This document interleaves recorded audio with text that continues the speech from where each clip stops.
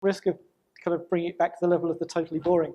You know, I live in the academic world, and that has a publishing industry of its own, which has its own peculiar character. So one of the things about that is that we tend to assume that print runs for books over you know, the 500 years of printing generally go up. But in fact, the average print run for an academic monograph now is lower than it was for Copernicus in 1543. Mm-hmm. The last time I looked was about, you may know more recently than I do, but the last time I looked was maybe 5 years ago, and it was down then to about 350 or 400 copies. Yeah. At which point you almost might as well just photocopy, you know, something and send it off to your friends. And this is coupled with two other things. One of which is that if you do a PhD now, it's very likely that the academic publishing world will dictate to you that you embargo your dissertation digitally. So you might send out physical copies of it. Paper copies can still distribute, but the digital copy, and these things are born digital now, so they often include, you know, things like color illustrations. The digital copy has to stay completely secret, and there'll be like one version of it which is lodged in a library system somewhere. So the publishing industry basically prevents the circulation. So I actually have a tragic personal story about that, Adrian. But when I got my dissertation, when I finished my dissertation and got my doctorate in 2007, you know, I wrote a dissertation about remix culture, which was a kind of exciting new subject at the time. And my university, the University of Southern California, created a kind of digital repository of our dissertation. So that was not something we could embargo. But I did want to sell it as a book. And Cory Doctorow offered to post a link to my dissertation on Boing Boing.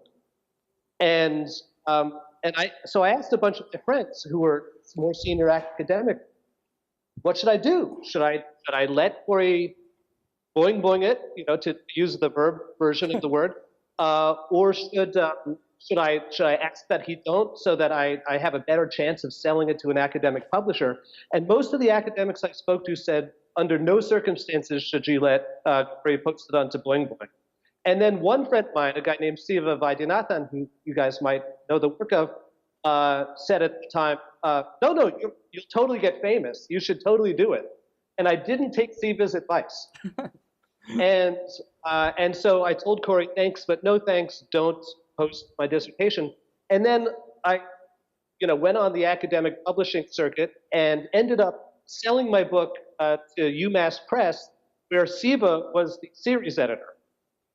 So I didn't do myself any favors by not allowing the dissertation to be posted online. And I think that's, you know, to this day, you know, 12 years later, I regret that decision. But I think you're absolutely right. Hundreds, if not thousands, of academics are faced with that choice of, you've just spent 3 years working on the most important project of your life. Are you going to keep it secret in an effort to develop your career, or are you going to try to share it with the world, which is the only reason that you spent the time and energy on it in the first place? And that's tragic. And in my PhD advising, I try to teach my students to thread that needle, but it's a very difficult balancing act. Yeah, the trouble is that if you're a PhD student, you have no, you know, sway with these industry types, and they are increasingly more or less gateways into or gatekeepers for academic careers. And at the same time, of course, the actual price of the monographs they do issue goes up and up and up. Yeah, yeah. And they issue them in fewer and fewer copies, to the extent that I've somewhat cynically come to think that the business model of academic publishing is aimed at an endpoint where they publish 0 books at infinite price. Speaking from my experience to both halves of those, I spend a lot of time with hard science people here in the university, particularly chemistry department and astrogeology department people. And I many times will be with them at a dinner or with them at a lunch, and they'll be talking shop, and then they'll say, you know, X is published on this, but it's behind a paywall, so I'm not working on that. I'm working on this other thing. And how often you see, And those paywalls are really expensive. Yeah. So we're not talking about you know, $24 hardcover. yeah, and how often you see, but it's behind a paywall actually shaping what a chemist has decided to do research on. In the middle of an article, what direction to have that article turn will be determined by the presence or absence of a paywall. A number of the comments people have made have reminded me of how it's not always transparent where flexibility does and doesn't exist in the plan of a publisher or the production process of a book. And you'll often encounter something such as X amount of this has sold and it was a big hit. Logically, they should reprint it. And from the outside, you say, of course they would, but from the inside, you know, you have to book time on the printing machines X months in advance, and the publisher only has X many bookings, and all of these other details which are visible from the inside that I'm semi-aware of just from hearing, people who are publishers and printers chat about. And that then different publishers are also aware of to different degrees. Yep.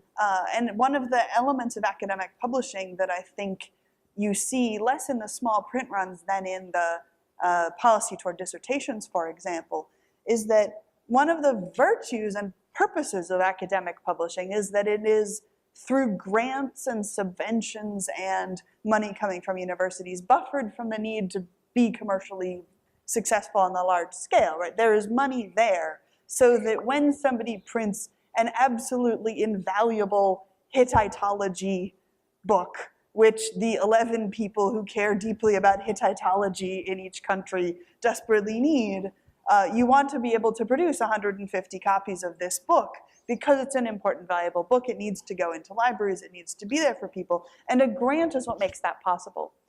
And this is wonderful because it protects these works. And it means that no matter how obscure the academic topic, Brill or some other publisher, usually Brill, will step forward and produce the very small print run of the book that needs to happen. But it also means that academic publishers don't have the same pressure as other publishers to start adopting or even investigating new avenues.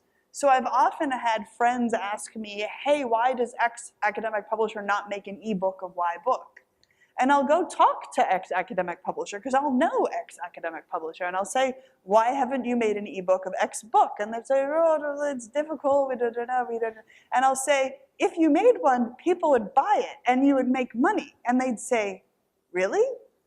And I would say, yes. I didn't know ebooks made money. Yes, ebooks make money. If you produced ebooks, you would make money from them.